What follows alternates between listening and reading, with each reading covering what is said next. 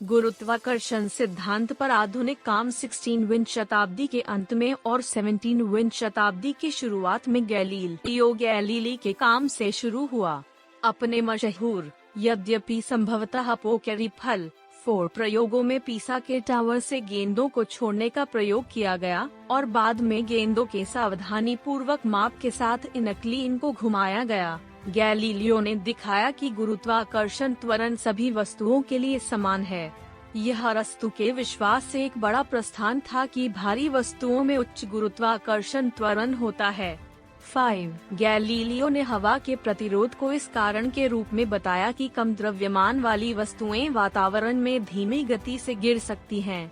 Galileo के काम ने न्यूटन के गुरुत्व के सिद्धांत के निर्माण के लिए मंच तैयार किया। न्यूटन का सार्वत्रिक गुरुत्वाकर्षण का नियम संपादित करें। यदि पृथ्वी के द्रव्यमान के तुल्य द्रव्यमान वाली कोई वस्तु इसकी तरफ गिरे तो उस स्थिति में पृथ्वी का त्वरण भी नगण्य नहीं बल्कि मापने योग्य होगा। इसके बाद आइजक न्यूटन ने अपनी मौलिक खोजों के आधार पर बताया कि केवल पृथ्वी ही नहीं अपितु विश्व का प्रत्येक कण प्रत्येक दूसरे कण को अपनी ओर आकर्षित करता रहता है। 2 कणों के बीच कार्य करने वाला आकर्षण बल उन कणों की संहतियों के गुणनफल का प्रत्यक्ष समानुपाती तथा उनके बीच की दूरी के वर्ग का व्युत्क्रमानुपाती होता है। कणों के बीच कार्य करने वाले पारस्परिक आकर्षण को गुरुत्वाकर्षण ग्रेविटेशन तथा उससे उत्पन्न बल को गुरुत्वाकर्षण बल फोर्स ऑफ ग्रेविटेशन कहते हैं। न्यूटन द्वारा प्रतिपादित उपर्युक्त नियम को न्यूटन का गुरुत्वाकर्षण नियम लॉ ऑफ ग्रेविटेशन कहते हैं। कभी कभी इस नियम को गुरुत्वाकर्षण का प्रतिलोम वर्ग नियम इनवर्स स्क्वायर लॉ भी कहा जाता है। उपर्युक्त नियम को सूत्र रूप में इस प्रकार व्यक्त किया जा सकता है। मान लिया M1 और संहति वाले M2 दो पिंड परस्पर d दूरी पर स्थित हैं। उनके बीच कार्य करने वाले बल F का संबंध होगा display style F equals m1 m2 over r squared. यहाँ g एक समानुपाती नियतांक है जिसका मान सभी पदार्थों के लिए एक जैसा रहता है। इसे गुरुत्व नियतांक ग्रेविटेशनल कांस्टेंट कहते हैं। इस नियतांक की विमा डायमेंशन है और आंकिक मान प्रयुक्त इकाई पर निर्भर करता है। सूत्र 1 द्वारा किसी पिंड पर पृथ्वी के कारण लगने वाले आकर्षण बल की गणना की जा सकती है। गैलीलियो संपादित करें। कोई भी वस्तु ऊपर से गिरने पर सीधी पृथ्वी की ओर आती है। ऐसा प्रतीत होता है मानो कोई अलक्ष्य और अज्ञात शक्ति उसे पृथ्वी की ओर खींच रही है। इटली के वैज्ञानिक गैलीलियो गैलीलियाई ने सर्वप्रथम इस तथ्य पर प्रकाश डाला था कि कोई भी पिंड जब ऊपर से गिरता है तब वह एक नियत त्वरण कांस्टेंट एक्सेलरेशन से पृथ्वी की ओर आता है। त्वरण का यह मान सभी वस्तुओं के लिए एक सा रहता है।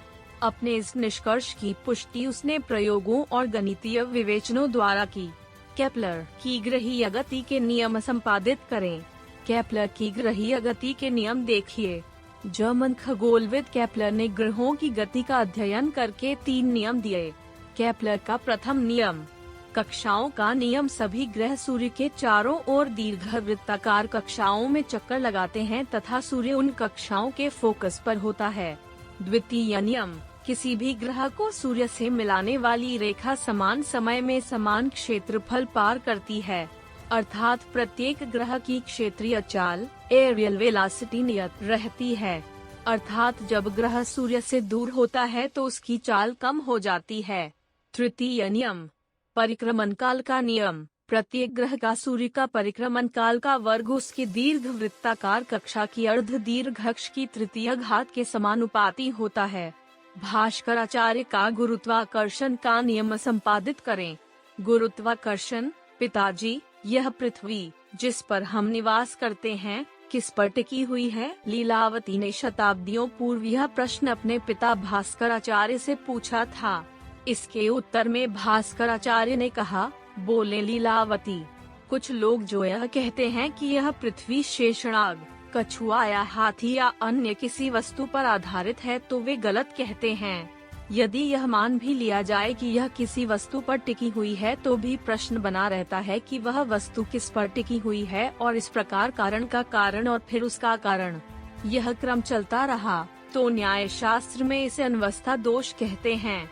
लीलावती ने कहा, फिर भी यह प्रश्न बना रहता है पिताजी की पृथ्वी किस चीज पर टिकी है। तब भास्कराचार्य ने कहा, क्यों हम यह नहीं मान सकते कि पृथ्वी किसी भी वस्तु पर आधारित नहीं है। यदि हम यह कहें कि पृथ्वी अपने ही बल से टिकी है और इसे गुरुत्वाकर्षण शक्ति कह दें तो क्या दोष है। इस पर लीलावती ने पूछा, यह कैसे संभव है। तब भास्कराचार्य सिद्धांत की बात कहते हैं कि वस्तुओं की शक्ति बड़ी विचित्र है। मरुचलो भूर्चला स्वभाव तो यतो विचित्रावत वस्तु शक्ति। सिद्धांत शिरोमणि गोलाध्याय भुवनकोश। आगे कहते हैं, आकृष्टि शक्तिश्च महितयायत खस्थं गुरु स्वाभिमुखं स्वशक्तत्याकृष्यते तत्पत्ति भाति स्मिस्मन्तात् क्व पतत्व्यंखे। सिद्धांत शिरोमणि गोलाध्याय भुवनकोश। अर्थात पृथ्वी में आकर्षण शक्ति है। पृथ्वी अपनी आकर्षण शक्ति से भारी पदार्थों को अपनी ओर खींचती है और आकर्षण के कारण वह जमीन पर गिरते हैं। पर जब आकाश में समान ताकत चारों ओर से लगे तो कोई कैसे गिरे।